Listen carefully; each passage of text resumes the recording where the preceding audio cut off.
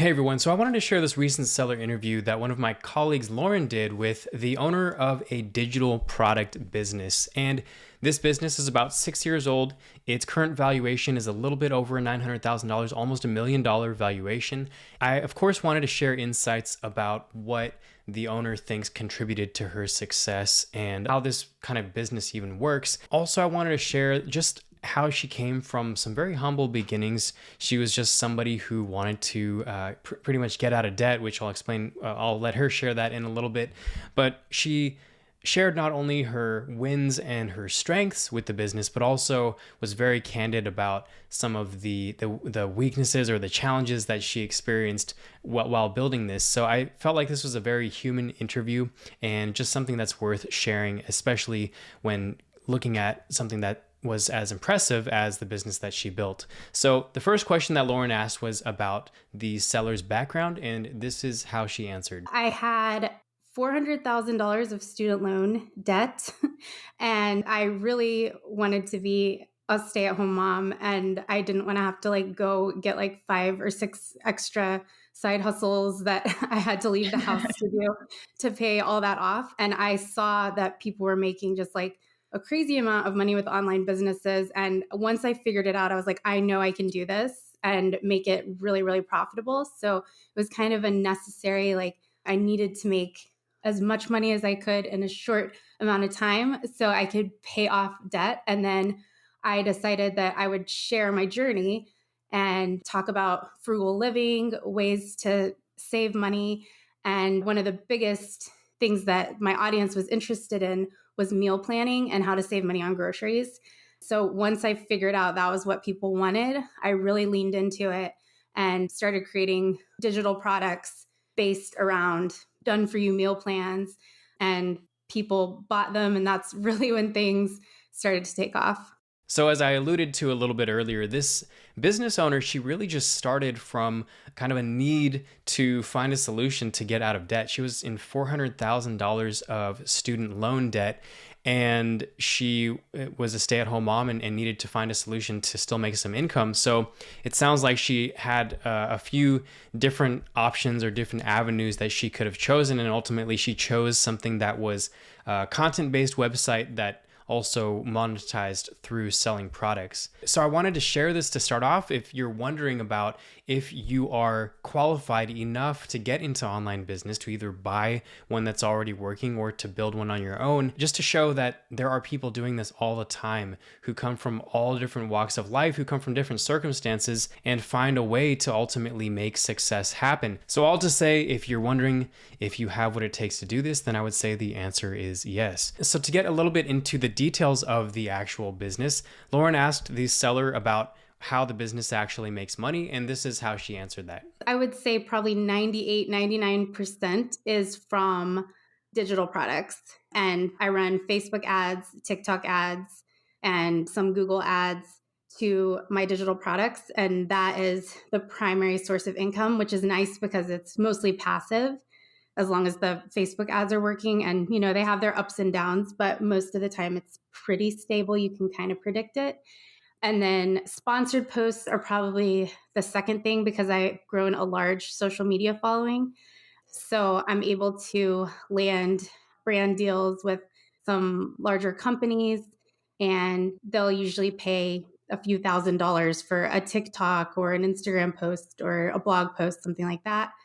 And then affiliate revenue is something that I have, but I haven't really leaned into a lot. So I do put Amazon links in my blog posts and things like that. And I have a few other random affiliate partnerships. So that's some of the income, but definitely a place for growth. And then display advertising on my blog through Mediavine is probably the lowest. Oh, that's probably more than affiliate. They're probably about the same, affiliate and display advertising. But again, I feel like my knowledge of SEO, I could do a lot better with getting more traffic to the site now than when I first started out. And so that's definitely an opportunity for growth.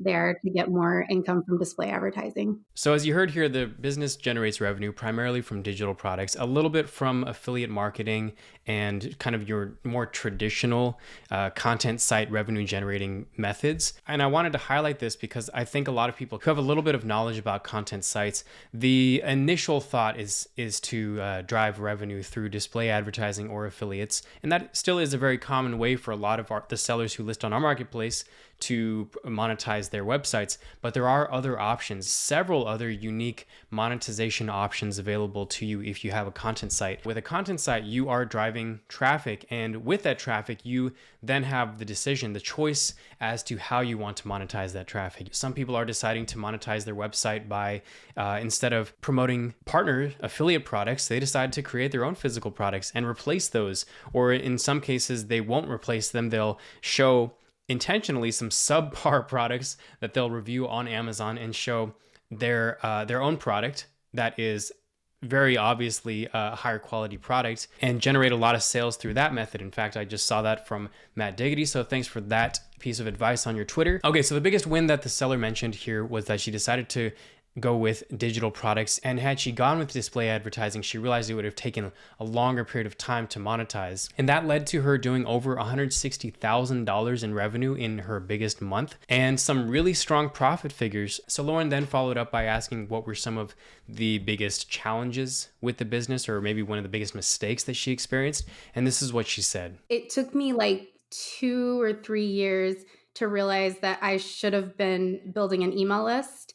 That's obviously really important because of all the social media algorithm changes all the time. But my email list is always very reliable with about a 35 to 40% open rate. So I can pretty much always depend on them. Like if there's a new blog post or a YouTube video or a new product, like that's going to be there. And in the beginning, I thought, well, everyone will just follow me on social media. There's no need for that. And so I feel like I lost out on a lot of growth or like original followers in the beginning, like 2 or 3 years of list building that I could have been doing along the way. So I knew that an email list was important because I would listen to marketers and people say that, but I was like, that's not for me, I don't think. And I think that was probably like the biggest mistake. And then not understanding SEO when building my blog in the beginning. And that just came with time. And so as I've gotten better and figured it out, I've been able to go back and fix old blog posts or delete ones that weren't bringing traffic and things like that. So I think those were probably the two biggest things that made me start out really slow. But I feel like it all had to happen or I would have never learned. So the seller's biggest setback or mistake that she said was that she didn't monetize her email list early enough, or that she didn't start building an email list early enough. So I think in the beginning, it's very common for anybody who's just starting out to just want to build the site and to start driving traffic.